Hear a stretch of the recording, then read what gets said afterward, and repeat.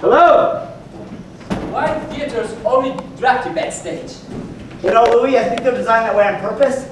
Comes in handy in case the place smells. I don't suppose you have a particular play in mind, do you, Algie? Just don't say I didn't warn you, Jerry. Hey, Jerry, did you rush wear wigs and makeup tonight? I don't care so much about the man, but I would like to see how Dorothy looks.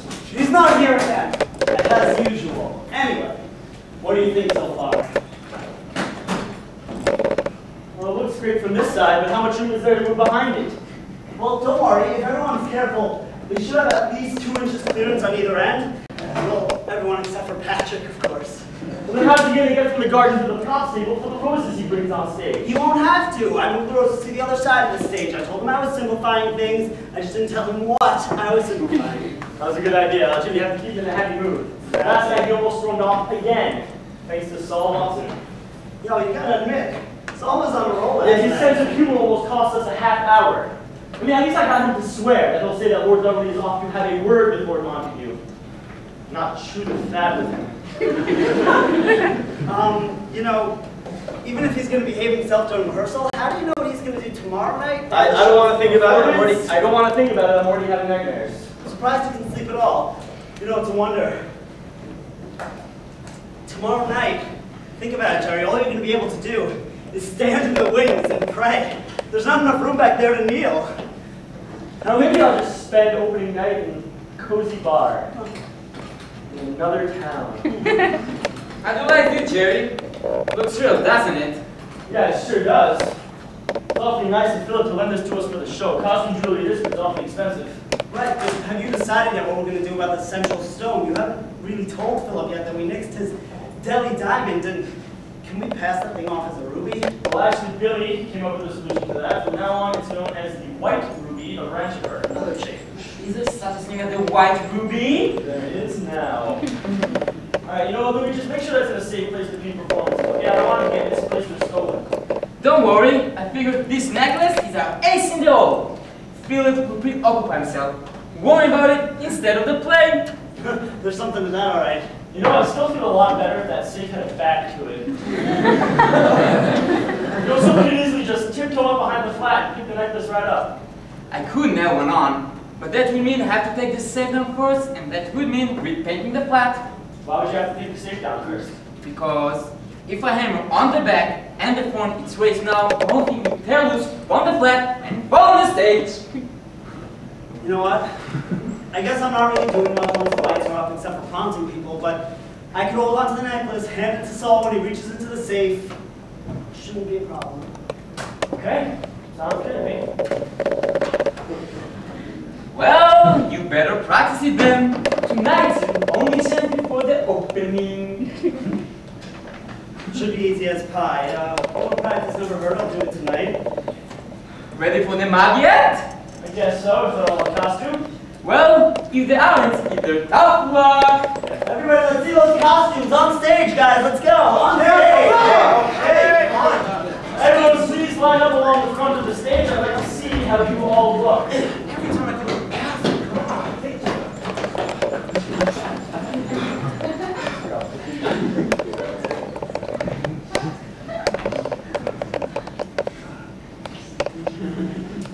All right, everything seems to fit all right. I think mine's just a little bit too small on me.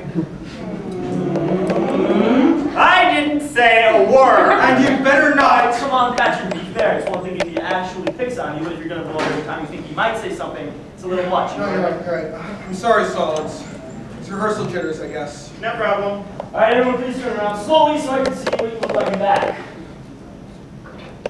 All right, sounds good. Please turn around again.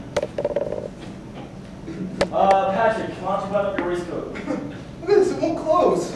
Oh, I'm sorry, I didn't mean to offend you. You're sorry. You know what, you guys are all going to look just fine. Now suppose we see how well you can act. All right. So, places Act 1, Jerry? Yeah, we may as well start. Sounds good. Do you want to use the lights? Yes, everything just like the performance. Thanks, Lou. Just got your wish, Jerry. In spades. Oh, Jerome, I have the most dreadful news. We have to change the name of my play. What? Philip, we cannot. Programs have been printed, the publicity's been sent out. But we must. I have just discovered that there's same title. Charter most foul. Oh, Philip! No one in the audience is going to be confused. They can see this isn't a movie. Right. In a movie, no one forgets their lines. Hey, Saul, don't say things like that. I'm having enough trouble already. Oh, I do hope you are joking, Martin. Who? Oh, sorry, I thought your real name, Spitty. Well, no one ever uses it, except my mother. And Philip, Oh, but I think nicknames are so vulgar, Saul, don't you? you're asking the wrong guy, Bill. You know what, Philip, I, for one, am glad that you're here. You are? Because you can be a great help to us all. Really? Yeah. How?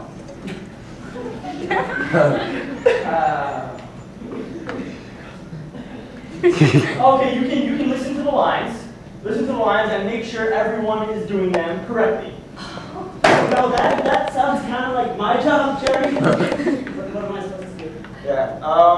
No, you take care of the actual words, while you listen for you listen for the subtle nuances of their interpretation. I like the ones you forgot to tell me to write down. I forgot to tell him, so that's your job. Thank God you're here. Shall I sit out there beside you? No. No. There's a reason, and I'll tell you the reason. The reason. I take notes. I take notes during rehearsal, and if you're sitting next to me, I'm going to distract you. So, never. Hey, Louie, do we have an extra chair back there for our playwright? You got a gas rag? Philip, I'm going to sit next to Louie. This is thrilling. Simply thrilling. Any other nice surprises for us, Jerry? I can use a thrill right about now. So it can be okay, Saul. Just don't lose your temper. Now there are nuances. Don't ask. Just grit your teeth and pray you've got them. Oh, I thought you wanted us to go straight through without interruption. With Philip back there listening for nuances. Cheer up. Maybe Louie will drop a sandbag on him. I'm ready. We know! Okay, Louis, hit the lights, please. You want music too? Yes, everything just like the performance. Thanks. Everybody remember hold your places during the music? Oh, I'm off stage when the lights go off. I don't have a place. You're lucky. Quiet, Saul. Let's go, places.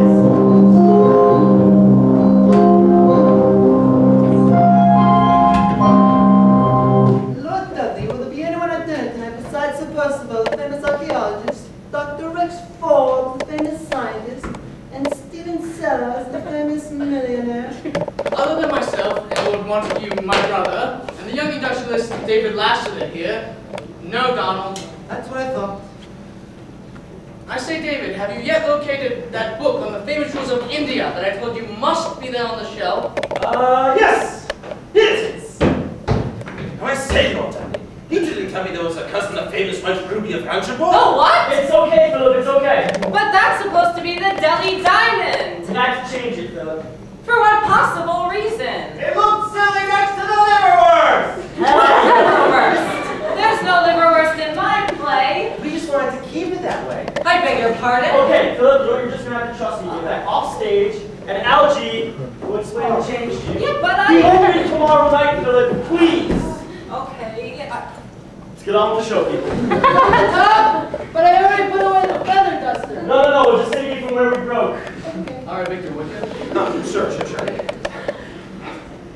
The famous white ruby of Hampshire? Fiddlesticks, a lot of hogwash. Down sources is rough. But doesn't the book simply say that Lord Clive the first owner of the famous white ruby of Hampshire? Jerry, do I have to say that every time? It's such a mouthful. Can't I just call it the ruby? Yeah, fine, small. Okay.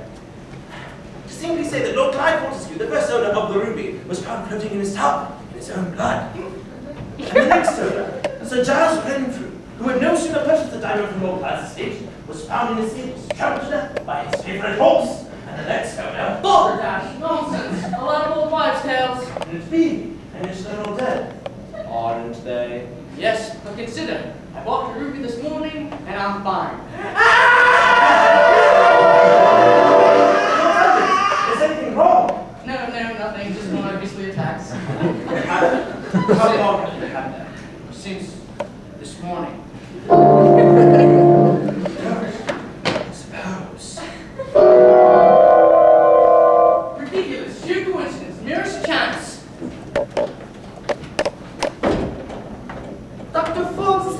Dudley. Ah, it is your future father-in-law, David. Wait, that's a dumb line. He knows he's his future father-in-law. But the audience doesn't. So why don't I just wear a signboard? No, really. Okay, Saul. stop your gabbing, please. It's too late to make alterations anyway, so just go on. Okay. It is your future father-in-law, David. Yes. Being engaged to his daughter, the world-famous socialite, has made me the envy of all the men in England. Speaking of dumb lines, That line is supposed to be lighthearted. The merriment provides an emotional contrast to the atmosphere of terror. That's the general atmosphere, right? Oh, would you all please? Yes, yes, yes! Donald, will you show the gentleman in, please? At once, my lord. Well, Dudley, David. I'm sure you two have much to discuss. I'm gonna go toddle off my room and butter about. That's the wrong exit, Henry. That one goes to the kitchen and the butler's quarters, remember? Oh, right. Young man, let me show you something. Oh, damn! No problem, Saul. Grab the stupid necklace out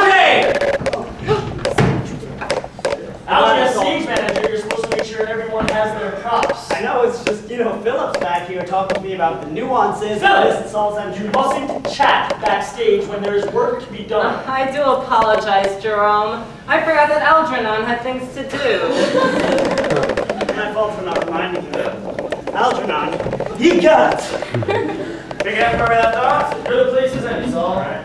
Let me show you something. The white ruby of board.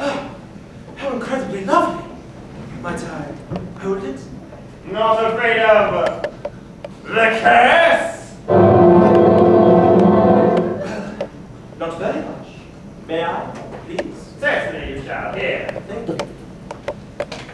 It is lovely, and in such a lovely setting. Yes, the room is nice. David! Ah, that necklace! How dare you! Put it down at once! Lord Montague, I was only trying to... Put it down! This instant, I say! Here now, Lord Montague, there's surely no harm done. No harm done! How can you endanger the life of this young man? And your daughter's fiancé, no less. Oh, I don't believe in that silly old cuss, Lord Montague. After all, this is the 20th century. David, are you all right? Yes, yes, I'm quite fine. The room seemed to dip, my head seemed to spin, but I'm quite all right now, thank you. Well, I shall place this where it can do no more harm. Aren't you being a bit silly, Lord Montague? Perhaps I am, but it is better to be safe than sorry. Should you not at least wait until Lord Dudley has seen your newest possession? Oh, he will see it in due time, when I feel brave enough to take it out. And do not forget, he purchased it for me, so it is in actuality mine to deal with as I choose. Oh dear, I pushed it too far. Do you mean to say that there is no back on that thing? It's my fault. I forgot I was supposed to be back here to grab the damn thing. It's just, Algie, Yeah. I hope you're making notes of all these things. well, of course I am, Jerry. Don't worry. I just keep forgetting to read them.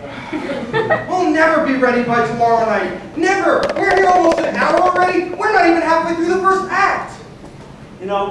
That's true. We've only had 2 rehearsals of the second act, of the third act, Jerry. Maybe... Now, Algie's making a good point there. It's also the act we're really, really panicky about. Why don't we just do that act right now? There's no sense in going ahead with that one hanging over our heads.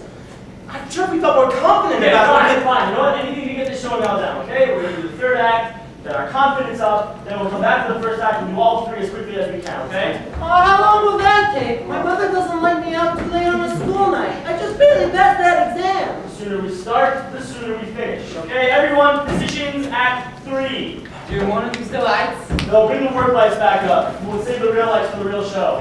Okay, hang on while on the right spot on the dead. You don't have any sound cues for that chord on page 3-3. Just find your place all around the act. I'll do my best. Okay, everyone, we are going from Act 1 to Act 3, no stopping. Go ahead. Ah, look, Dudley, you get the most charming... I've got it! You cannot interrupt rehearsals this way. But I've solved the problem of the liverwurst. Damn it, that's already been solved! There's no need to use profanity, Saul. What do you think? Please, just hear me out. I was so concerned over the loss of my Okay, tell us lovely your solution, but be quick about it. We don't have to call it the Delhi diamond. We can call it the Darjeeling diamond. It's still named after a town in India, but now Yes, we together, we're gonna make the change, okay? Now get off the stage. I don't want to see you or hear you again until this act is done. But you don't have to get all happy about it. Does everybody have the new name for the stupid gem? Stupid? Okay. Jerry, how do I spell Darjeeling? We're going to start Act 3 again. And no stopping. What do you want to Oh, bet? come on, Louis, please. Okay, just thought I could make extra cash. Okay. Act 3, positions. Next person who interrupts, die. And I don't mean get yelled at. I don't mean shoot out. I mean die. But Jerry, that's not Start them. Start them. All right, on your marks, get set. Go. Oh, someone passes that minute. If you got him, reason we're gonna be here.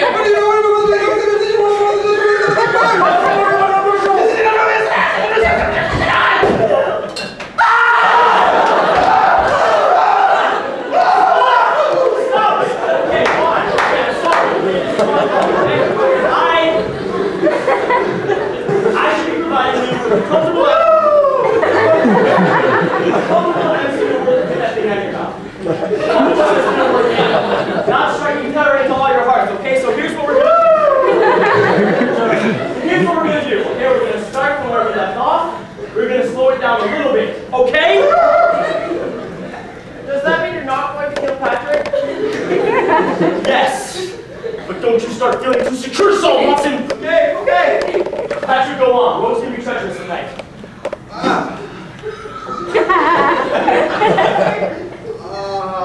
Help him.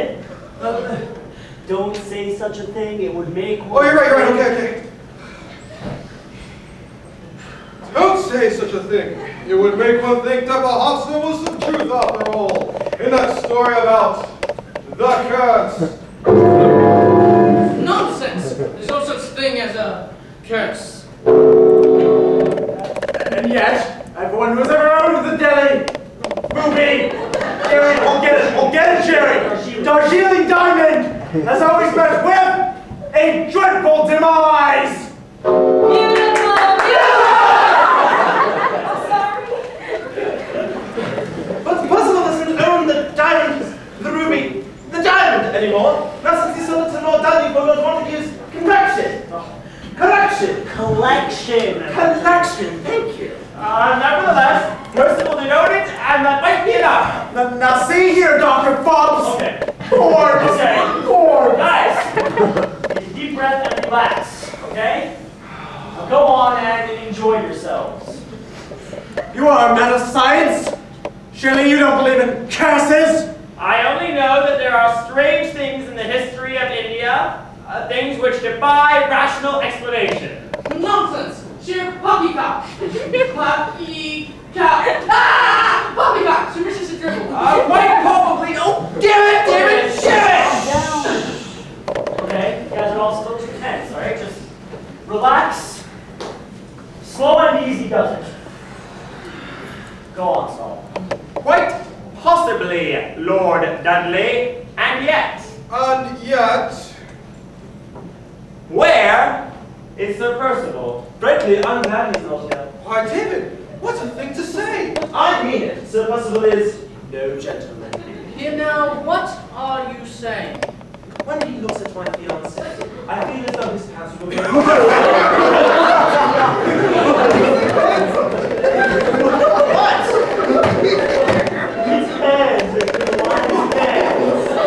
Isn't that what I said? No! You said pants! I did. Okay, fun is fun, but we don't like spinning. You can't come down before dawn. Thank you! So let's move on, okay? Say your line again, okay? I feel as though his hands were moving across her body. He's a knight.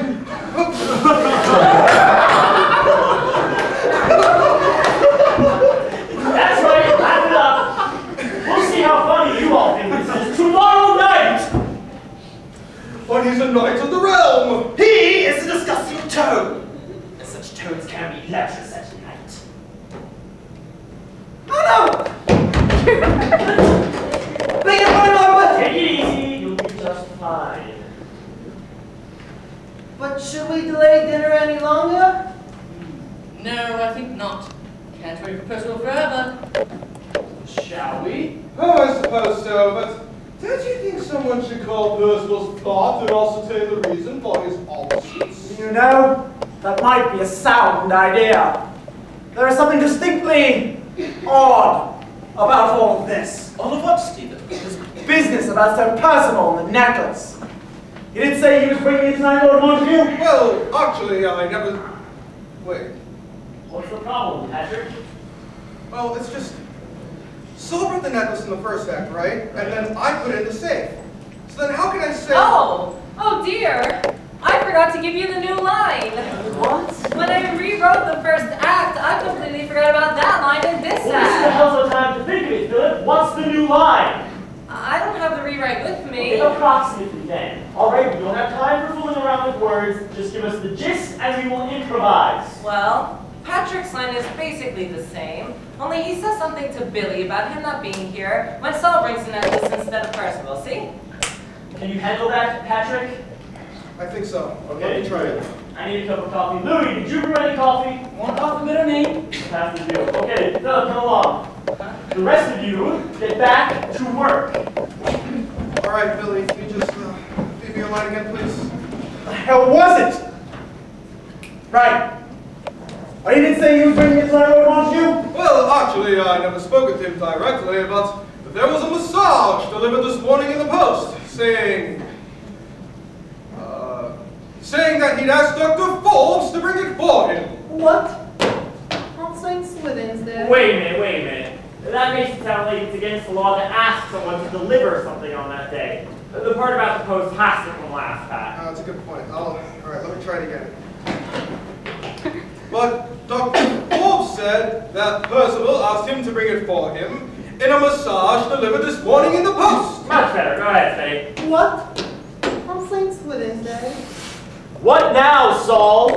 I'm sorry, I just sounded like Spinny couldn't go ahead. Hey, I don't give a damn what it sounded like, okay? If all of you 3-year-olds would like to start learning this show instead of playing games... Jerry, I'm sorry. Spinny, go ahead, please. Saints Swithins there. By Jove, I never thought of that. Monty, are you certain about that message? I come to think of it, no. So you didn't receive a message? Oh, I did, but now I wonder if it actually were from Percival. But it did come by post. Well, I assumed it had. Assume. I mean, you didn't actually see it. Why, no. Then how did you know its content? Why, Dr. Forbes told me what it concerned. Is there any reason that I shouldn't have? No, old chap. Only if there was no delivery of the post today, then I was not a letter. It was a telegram. I should very much like to see that telegram. Well, as a matter of fact, I don't have it.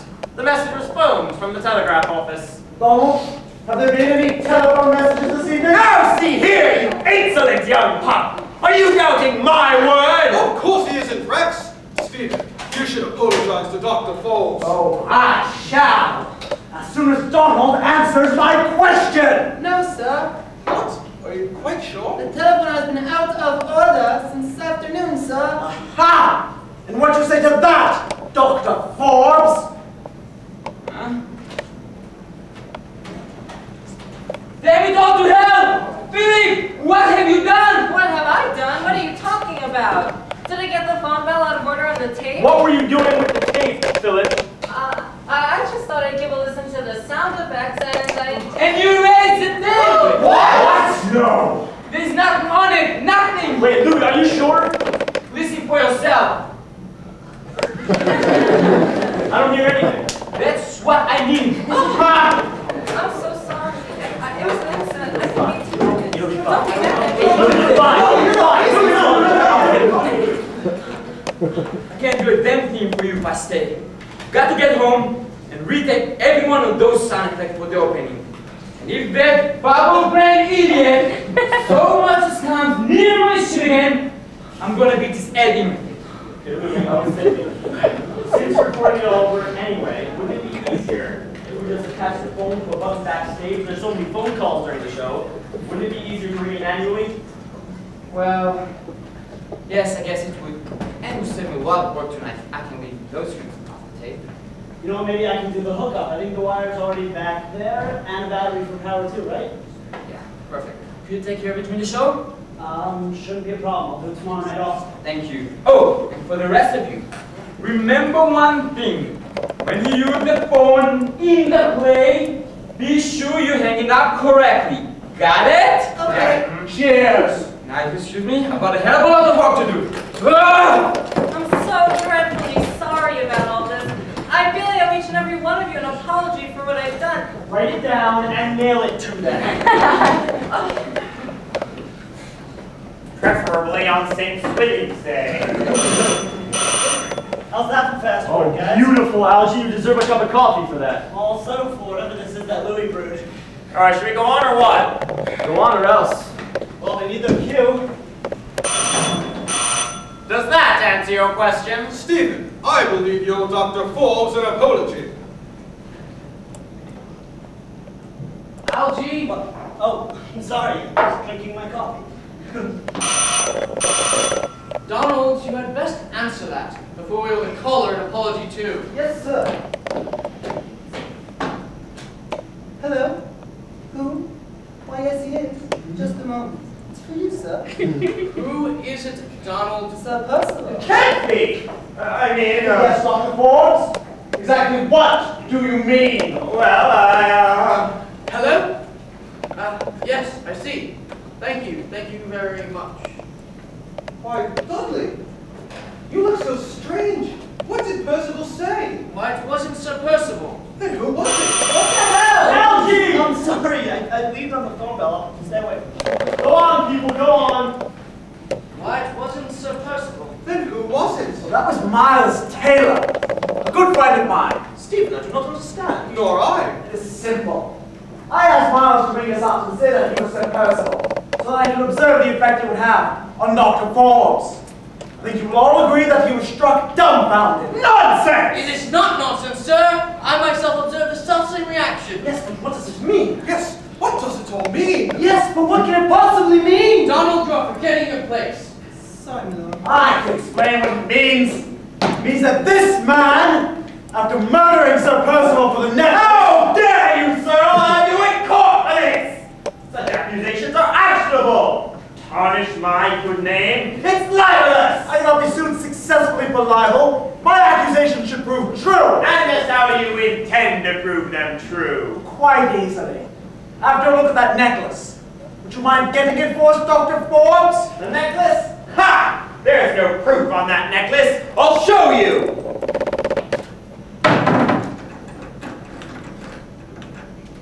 Algie! Oh, sorry, guys. It's not gonna happen tomorrow night. I promise. It's just with Philip here. Algie, do not cross where the audience can see you. I know, Jerry. I just things are a little bit crazy here. I got it all. From my line? From anywhere. Alright. I'll show you! Algie. Oh, There! Now show me your ridiculous proof! Oh, you yourself have shown the proof, Dr. Forbes. For if you are not the murderer, how did you know the combination to that safe? Good heavens, he's right! Bless you, Stephen Sands! But there's one thing you did not take into account! Oh, I am armed! You, sir, are a scoundrel. That should very much like the son of my engagement to your daughter. Donald, tell him I want to constabulary! You so and you are dead, my good man! Well, so what should I do is raise your hand! And the rest of you do likewise! Algie, the phone's supposed to ring there! sorry. I don't know what I'm gonna do tomorrow night. Dash into the safe with the necklace. Dash into the phone without following the script so I can cue people. I don't Well, if you understand. like, I could pass the necklace to him. I'd feel much safer having it in my possession anyhow. Yeah, but would you be seated out front with the audience? Well, I can come up for that part. I have to be backstage anyhow, so I can come out for my bow. I don't know. You know, why don't we hash this out later? Right now, let's get on with this thing, guys. And the rest of you do likewise! Oh, Chairman Glass, who's that? It's my friend, Miles Taylor. I asked him to ring us up shortly after his first call. If I do not answer immediately, he shall summon the law, and they shall arrive with a warrant for your arrest. Stanley Grimes! Stanley Grimes? Do you mean that criminal laboratory assistant is Dr. Forbes? So late, Dr. Forbes, unless I miss my guess. You are through with your fiendish felonies, Grimes. Put down your pistol and surrender. Never! I may go to the gallows, but none of you in this room shall live to see it! Police are right now, you leave the room! Stand where you are! But before I destroy you all, I must know. How did you come to suspect me, Sellers? I arrived late, as you all know. As a result, I had time to hear the news broadcast, which told of the finding of Sir Percival's body, dead, a rare Indian cobra poison. You, of course, disconnected the phone at the switch box here, so no one else would hear the news. But when I accidentally knocked over your overcoat as I was hanging up my own, and found a flagon of that very poison in the pocket, why then I knew, of course. I immediately reconnected the phone, rang up Miles, set up our plan, and prepared my— Excuse me, but what did you know when you found this? Found Dean's flagon! Why, how he had schemed to keep alive the legend of the curse. He immersed it in that cobra venom, so all who handled it would shortly become ill. He thought to devalue it, to make Lord Montague loathe the sight of it. In doing so, he could have it for considerably less than its actual value. So anxious would Lord Montague be to rid himself of the bauble. Oh, and I would have been too if not for you meddling kids. Curse you, Stanley Prime! Curse! Ah! Ah! No such things as curses! And I have soaked my hands in an antitoxin to prevent penetration of that potent poison too! I'll be silent. What do we do tonight? Well, you get real sirens tomorrow night, so. Muddling tactics of war, the laws upon you, Grimes, surrender yourself! Never! I shall take this necklace, sell it for a fortune, and move openly to another country! It's the curse! The curse! The Darjeeling diamond. Thank you, Henry. The Darjeeling diamond! He's dead. Yes, he mocked the laws of society, and now our higher power has intervened. Lights, is that blackout, Jerry? Hell no, we've only just begun. Okay, you've had your third act. Let's go back to the beginning of Act 1. It's already 10:30. Oh, my mother's going to murder me. Oh, but my dear, it is for such a good cause.